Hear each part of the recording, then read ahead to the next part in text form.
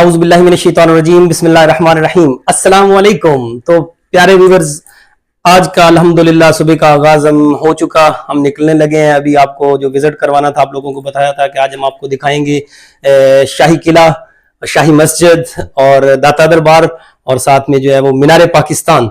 अल्हम्दुलिल्लाह अभी हम निकलने लगे हैं, घर से नाश्ता वाश्ता कर लिया है, हम फिट हो गए और आप लोगों को दिखाते हैं। रहिएगा मेरे साथ।